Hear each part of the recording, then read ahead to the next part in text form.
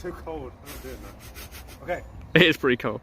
Hello, and welcome to an impromptu video on the Dino Dude Rocket channel. She served me faithfully and I was going to make a video on her for quite some time, but I'm selling her now, so I won't have chance. So I figured I'd give her a goodbye and let her feature on the channel. My favourite thing about this car is the seat reclines all the way. So while you're doing 143 miles an hour, you can sleep, you can rev it nice and easily, and you can receive head. This is my Peugeot 407 Coupe, and I love it. I love it so much that I've turned it into... Whoa, hold up there past me. I know we're planning on selling the car and replacing it with something else, but I've got to go through the plan with everybody first, because what I'm about to do is the longest and most challenging road trip I have ever attempted. My journey to find a new car starts in Bristol, where I will leave on a 170-mile drive to the location of the first vehicle.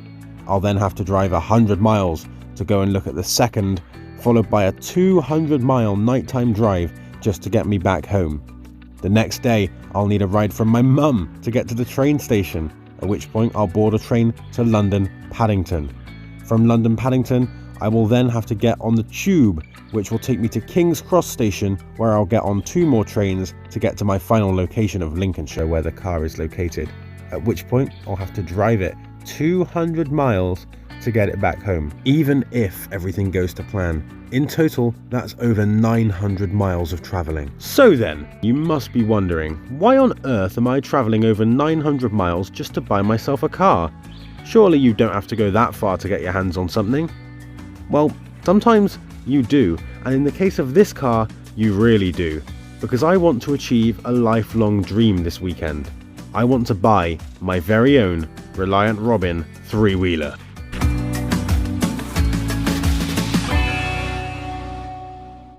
Now, however, you join me, relaxing in the van after completing the first leg of my trip, the 170-mile drive to the location of the first Robin.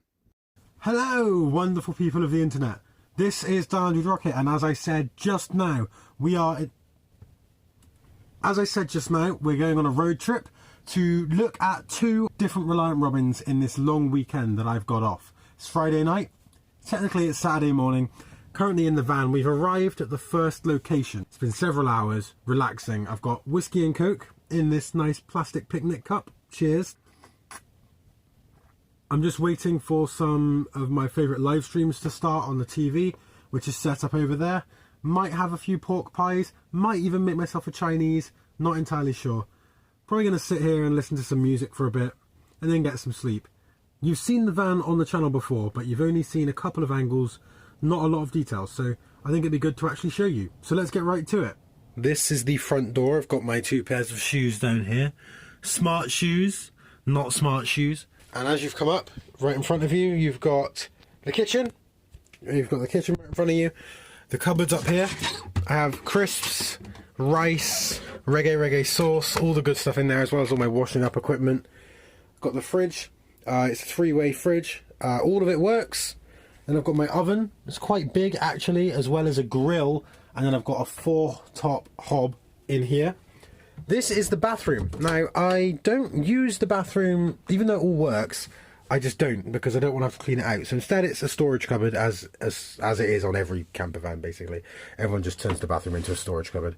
You've got the bathroom here, which has like my toothbrush, my deodorant in it.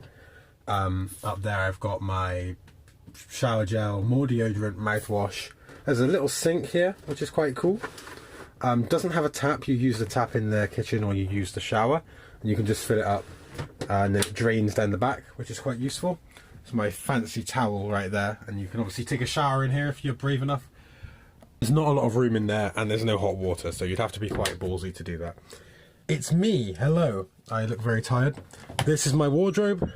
So my trench coat's up here, my shirt for tomorrow, and my fancy suit jacket. You may have seen that before. And then another just sort of generic shirt that's always in here in case I need it. Got my table, my electric hookup cable, a backpack that's got my crayfish trap in it in case I want to do some trapping, get some crayfish. I've done that before and cooked them up in here. It was wonderful. Down here is a backup heater that takes gas canisters in case the main heater runs out, and the main heater is here. It's great. So you just dial it up, and then warm air, very warm air, comes out of this vent down here. This is my voltmeter. Tells me how much power I've got. Right now we're doing very well. The carbon monoxide alarm, which does work. That's my Fire TV remote, a little stand I've made for my fold. That's just chilling there. Yeah, here's the lounge. It's actually got 2 double beds in this van, even though it's quite small. So there's a sofa on either side, which are quite spacious. You can get 2 people on there easily. You can even get 3 people, provided they were all, you know, average sized. Up here is my bed. I've got lights for this, as well as an LED strip, which I've put in up here. The bed is great, it's reversible, it's so comfortable. These 2 sofas here also become a double bed. And if we just peek down here, there's the cab. It's great, and I love it so much. It's awesome. I hope you like the tour. Now let's go back to me on the sofa. I'm going to magically appear there now. I might do a more comprehensive tour down the road if people are more interested. But yeah, that was a quick overview of what we've got in here and what I'm living with at the moment. So I've done my journey planning for tomorrow. There's 2 that I want to go and see tomorrow, and then if I'm not happy with either of them, the 3rd one I will go and see on Sunday. So I kind of assumed a little bit too much about one of them. I looked at the map, right, and I looked at the country, England, and I thought, they're quite close to each other, whilst I was very zoomed out. Didn't realise it is like 100 miles away from here, so that's another 2-hour drive, I guess, from here. And then it's 200 miles to get home, which is going to be about 4 hours, maybe 5, depending on traffic. It's going to be a long day tomorrow, but I've got my nice bed up here. I'm comfortable. I've got my relaxant. I'm spreading the word of truth, by the way. It's going to be good. I'm really excited. So the plan is, look at the first robin. Whether I like it or not, then I go look at the second robin to make sure that I've got the best idea going on. If I don't like either of them, there is a 3rd backup, but it's a lot more expensive, and I don't think it's anywhere near as good value for money. I'm very happy that you're coming on the ride with me. That's going to be it from me tonight. I'm going to listen to some music, zone out, and then I think I'll get some rest. Neck pillows, by the way. Great idea. What are you still doing here? Next scene. We are 20 minutes away from the first vehicle, so we're going to go and have a look now. I will see you when we arrive. Hello train. Beep beep. A few short minutes away from the first house, so I'm going to walk up there now and see the robin for the 2nd time, because I actually saw it last night when I arrived. I drove by and I saw the reflection of it, you know, the silhouette, but now it's time to see it for real. Also, it's actually a Rialto, not a robin. Exactly the same thing, but to anyone who cares, it's a Rialto, I know. So we've arrived. Here she is. I love the colour. This is Carl. This is his Rialto. Carl, it's nice. It's really nice. I like it. It actually, it looks... It's the original colour. Yeah, I love the colour. I love the colour. So this car has a manual choke. Now also, this old Rialto over here, just showing that off. Look how cool that looks. That's great. What are you doing with that one? Probably end up selling it eventually. Yeah, I'm guessing that one's... Is that one roadworthy as well? Or? No, I think the only thing that's wrong on that when I bought it is the kingpin on the front, which is not a massive job. Yeah, fair it's enough. where the steering goes like that is worn. Fair enough. Right, I think I'm cool to take this one out, if you are. Yeah. Let's try Well, I've got it in reverse, I think. I better not stall it now. Out of reverse. Up, across. Yeah. The steering is actually light, despite not being power. It's only got one wheel, that's why. True. Yeah, true. Second. There we go. We're doing over 5 miles an hour for the first time. Let's slow it here for this. How far does this little road go? That's it. Oh, It's the cricket club. You can go in and just spin it all the way around there. If he spins it round too quick though, we will end up on our side. I won't make that mistake. So if I just go... Yes, that's okay. Yeah. These really don't just fall over when a breeze touches them, do they? On corners they do. Really? Yeah, if you go around too quick. Have you ever had it on 2 wheels before? No. No. You're quite careful with it. No, that's because I'm old. Oh. Have you only had this one and the other one, or have you had... No, I'll show you the other ones that I've got. Okay. One of them is what they call a Bond bug. Oh, I've seen those online. Yeah, well, they're basically this car. It's the same chassis, Yeah. but it's the different body. So the body again is fiberglass, but the whole of the front lifts up, and there's only 200 of those left. Wow. Yeah, because they normally are quite expensive on eBay Yeah. and stuff. Carl was then kind enough to give me a tour of his extensive car collection. And this is a little French microcar called the Marden. That's so cool! And this is what you're moving into, actually collecting. Yeah. That's awesome. I like that a lot. JDM Parthian. Oh, it's a diesel. That's a diesel, that one. That's a 300cc diesel engine. It's one of the smallest diesel cars I've ever seen. Yeah. This is a Road Rat. A Road Rat. Only 6 of these are made. How did you manage to get your hands on all these awesome cars? Just takes time. That's like just nowhere to look, I guess. So this is based on a Fiat Panda, Wow. but then it was built as a kit car. So, as I say, Yeah. there's only 6 of these ever made. They're called Road Rats. It's Henkel Trojan. Henkel Trojan. Yeah. I've never even heard of that, but that looks so cool. It's exactly the same as the BMW Isetta. Yeah. More or less exactly the same.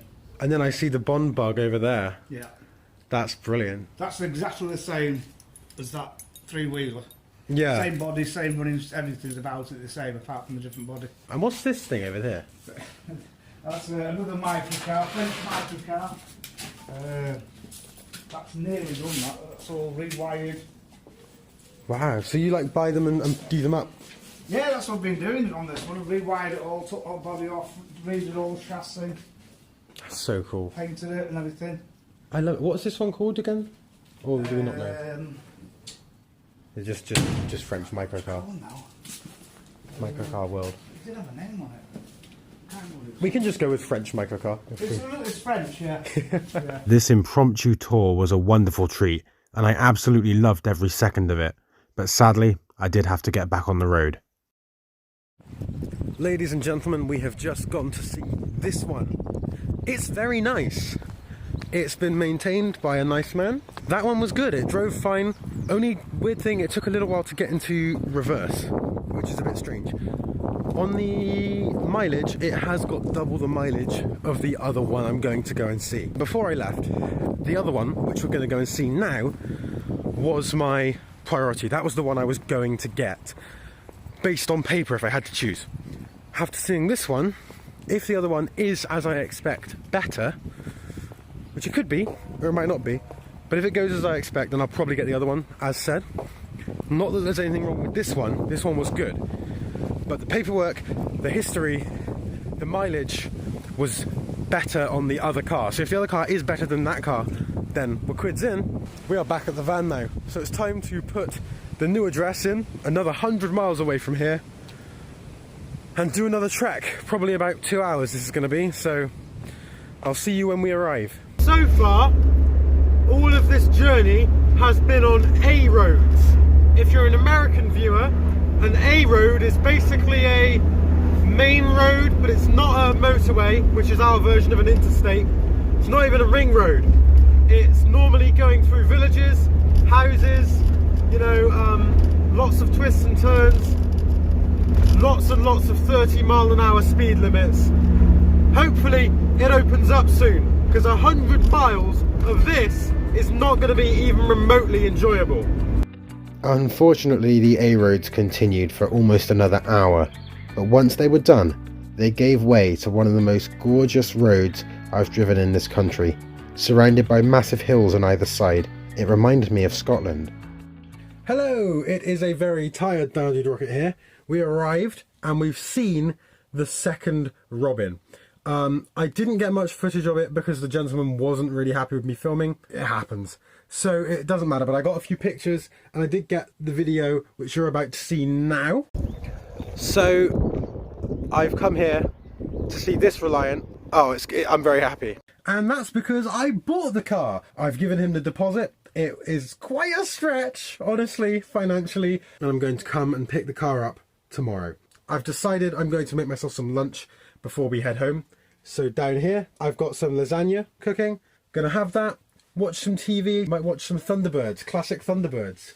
Perfection. And then we'll be on our way. Tomorrow, I am coming back here on the train. I will meet the gentleman who sold me the car and I will then drive it home again. So that'll be another 4-hour drive. Only this time, rather than being in a 32-year-old Ford pickup truck motorhome, I will be in a 32-year-old Reliant Robin. One lasagna and an episode of 1965's Thunderbirds later, it was time for me to hit the road and head home. Hello, ladies and gentlemen. We are now on our way back home. We've had a lasagna, had some chocolate, had some Coca-Cola. It's been really good. And now the long drive home, a 200-mile drive, probably about 4 hours. And then I'll be able to rest for one night until I get back on the train, come back up here and do it again. But I cannot wait to get my new car back home and record the reaction of my friends, my family. I'm very happy that I've done this. I haven't got an ounce of regret in my head. I think this is a good decision and I don't think I'm going to regret it. One good thing about being in this van is that you don't ever need to worry about speed cameras. You are never, ever going fast enough for them to be a threat. I'm going to settle in for the night shift and I'll update you guys when I get home. My optimism would not last, however, as several hours later, I was really starting to struggle. This is perhaps the longest single drive I have done in my entire life. When I bought this van, I bought it from Scotland. I went up on the plane to get it, and on the way back it was about 450 miles. But I did that over the course of 3 days with frequent stops. This has been one continuous 200-mile slog. This is after doing 100 miles earlier today, 170 miles yesterday. I'm really tired. So I'm faced with the question now. I need to get up early and get the train tomorrow. Do I pull off 40 minutes from home and sleep and then wake up earlier than I need to and get home tomorrow early in the morning, have a shower, get on the train and then go? That doesn't sound the best. That sounds like sacrificing tomorrow for the benefit of today. Or do I soldier on even though I'm very, very tired, which is not the smartest idea. I've just driven past the services, so that means my mind is made up. The risk is higher, but I want to get home tonight. Hello again, ladies and gentlemen. I've had to stop for some fuel, but the good news is I have stopped for fuel 10 minutes away from my house. So I'm sat at a traffic light at the moment. I'm nearly home. The cold air did energize me. Oh, it's within licking distance now. And all the best things in the world are within licking distance. Ladies and gentlemen, you join a very, very tired Dino Dude Rocket in his home. Finally, we got back about half an hour ago. So I've had a nice wash, shaved my face, and now I'm going to get to bed because I've got to get up about 7:45ish to get the train tomorrow back up so I can do it all over again. It's been a very good day though, an interesting day, and I have no regrets. Still no regrets.